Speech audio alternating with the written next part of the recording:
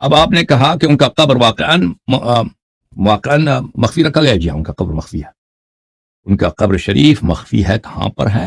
ہو سکتا ہے رسول پاک صلی اللہ علیہ وسلم کے ساتھ ہوں, اسی قبر کو کھول کے پیغمبر نے امیر المومنین علیہ السلام نے ان کو دفن کیا ہو سکتا ہے بقیع میں دفن کیا ہو, اللہ جانتا ہے. ہو سکتا ہے مثلا کسی اور مقام ان کے حکم کو رسول پاک صلی اللہ علیہ وسلم کے فرمان کے مطابق.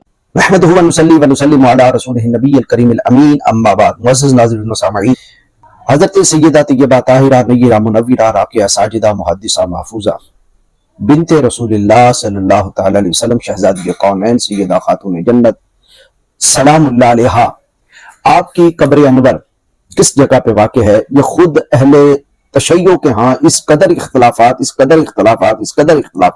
الحمدللہ اہل سنت کے ہاں جتنی بھی روایات اٹھا لیں سب کے ہاں کامن ایک ہی بات لکھی ہوئی ہے کہ آپ کی قبر انور جو ہے وہ جنت البقیع میں موجود ہے, جہاں حضرت سیدنا امام جعفر صادق کی قبر انور ہے, حضرت سیدنا امام باقر علیہ السلام کی قبر انور ہے, حضرت امام زین العابدین علیہ السلام کی قبر انور ہے, حضرت سیدنا امام حسن المجتبی کی قبر انور ہے, ساتھ ہی ان کی والدہ, ان کی جدہ حضرت سیدہ خاتون جنت کی بھی قبر انور ہے.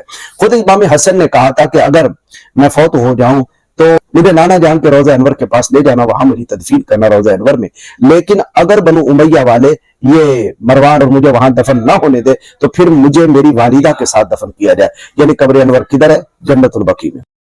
امام حسن پاک کو جنت البقیع میں ہی مدفون کیا گیا. لیکن شیعوں کے ہاں حضرت سیدہ فاطمہ الزہرا سلام اللہ علیہا کی قبر انور اس قدر مشکوک ہے, ان کی اتنی روایات ہے, جو کتاب اٹھا لو ایک علیحدہ روایت ہے, جو کتاب اٹھاؤ ایک علیحدہ روایت ہے. پھر روایت بنانے والے ان قذابوں نے نام کن کا لیا؟ امام باقر کا, امام جعفر صادق کا, امام موسیٰ کاظم کا, ائمہ کی طرف منسوخ کر دیا.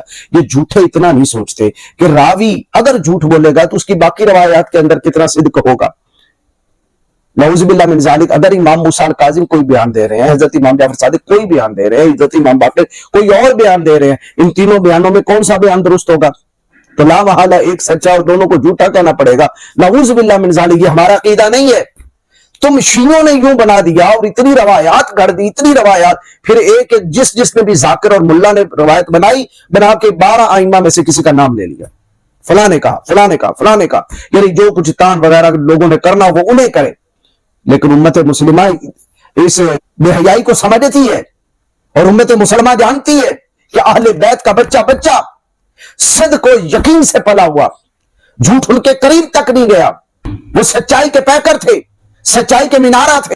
اپنے زمانے میں اہل بیت کا ایک بچہ اپنے زمانے میں صدق کا بھی امام تھا. ان کی زبان سے قطعاً کوئی جھوٹ جو ہے وہ صادر نہیں ہو سکتا.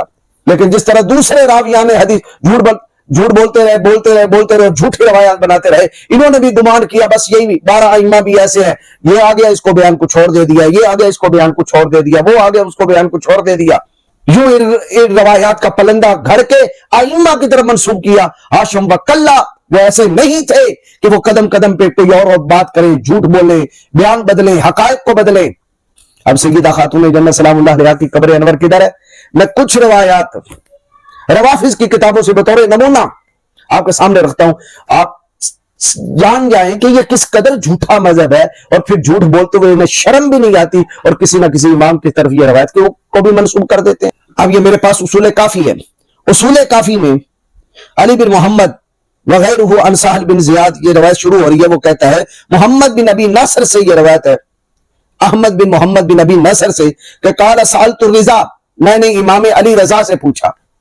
یعنی اگلا سارا بیان کن کا ہوگا؟ حضرت امام علی رضا کا علیہ السلام, ان قبر فاطمہ علیہ السلام, کہ میں نے ان کی دادی جان حضرت سیدہ فاطمہ الزہرا سلام اللہ علیہا محفوظہ محدثہ کی قبر انور کے بارے میں پوچھا. فقالا, تو حضرت امام علی رضا علیہ السلام نے جواب دیا, دفنت فی بیتہا, وہ اپنے بیت انور میں اپنے گھر مقدس کے اندر تدفین ان کی ہوئی.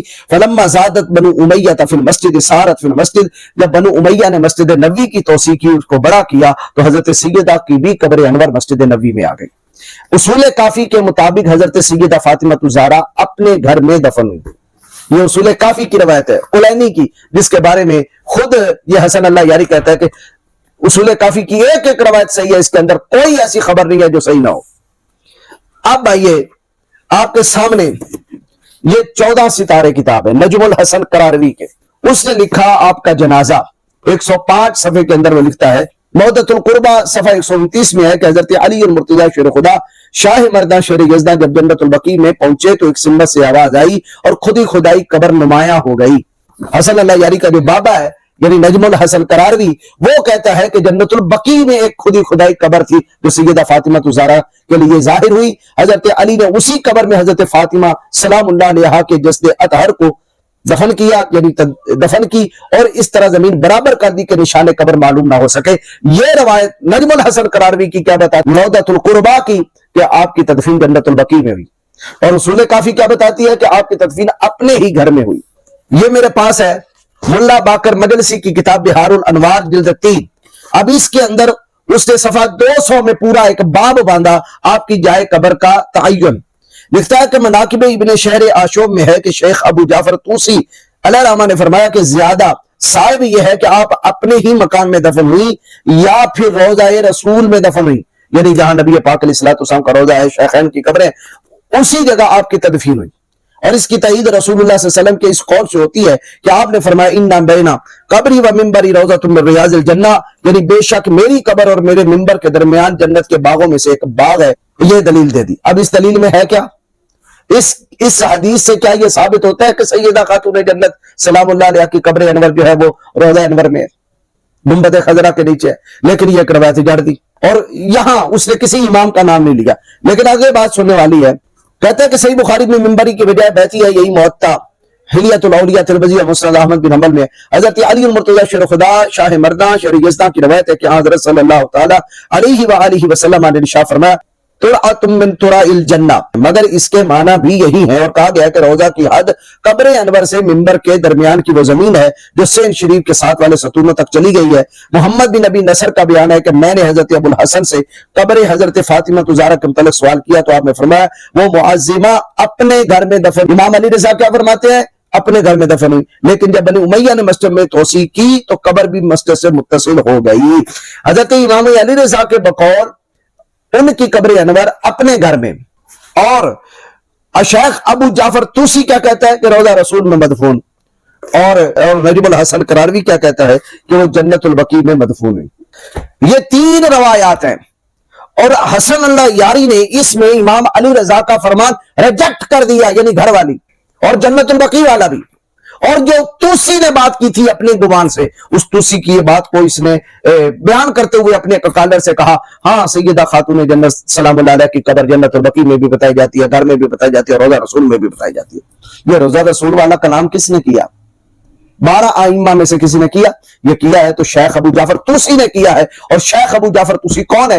نہ کوئی معصوم امام ہے، نہ کوئی اہل بیت میں سے ہے، بلکہ ایک مجتہد ہے، اور تم خود کہتے ہو کہ مجتہد کا کوئی قول معتبر نہیں ہے، تو اس معاملے میں تم نے ابو جعفر طوسی کا قول معتبر سمجھ لیا۔ اور میرے خیال میں شیعوں کے اندر روایات کا یہ تردد آنا اس بات کی دلیل ہے کہ سیدہ خود نہیں چاہتی تھی کہ یہ کالے کالے اور دشمنان صحابہ جن کے دل جو ہے وہ جناب رسالت امام صلی اللہ تعالی وسلم کے صحابہ اور یاران طریقت کے بغض میں بھرے ہوئے ہیں، یہ میرے مقدس روضہ پہ حاضری بھی نہ دے سکیں، وہ چاہتی ہی نہیں تھی۔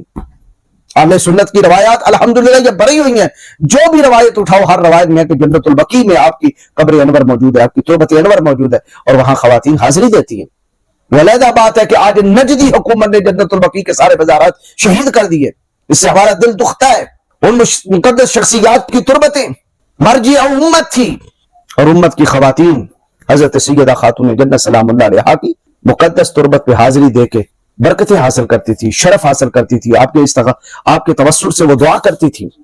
لیکن میں بتانا یہ چاہتا ہوں کہ ان روافظ کے ہاں حضرت سیدہ خاتون جنت سلام اللہ علیہا کی قبر انور کا تعین ہی نہیں ہے، اور وہ کہاں جا کے جو ہے وہ دعائیں کریں، اور کہاں جا کے وہ جو ہے وہ وسیلہ کی دعا کریں، کہاں جا کے وہ سلام پیش کریں۔ سیدہ نے گوارا ہی نہیں کیا کہ یہ اندر باہر سے کالے، قرآن کے منکر، قرآن کی تحریف کے قائل، اصحاب رسول کو کافر کہنے والے اور طعن و تشنیع دینے والے، اور پورے جمی وہ اسلام کے جس کو نبی پاک علیہ الصلوۃ والسلام پہ اترا الیوم اکملت لکم دینکم واتممت علیکم نعمتی ورضیت لکم الاسلام دینا، اور وہ اسلام جس کے بارے میں آقا کریم صلی اللہ علیہ وسلم نے ارشاد فرمایا کہ قیامت تک کے لیے میری نبوت اور میری رسالت باقی رہے گی، میرے بعد کوئی نبی نہیں آئے گا، اور مجھے اپنی امت میں کوئی شرک کا ڈر ہی نہیں ہے۔ لیکن ان کالوں نے تمام دین اسلام پہ ہاتھ صاف کرنا شروع کر دیا. سیدہ نے گوارا ہی نہیں کیا کہ یہ آ سکے، لہذا ان کے منہوں سے ایسی ایسی عبارتیں اور ایسی سی روایات نکال دی کہ آگے قیامت تک آنے والی یہ عوام پریشان ہی رہے اور میرے روزے انور پہ نہ آ سکے.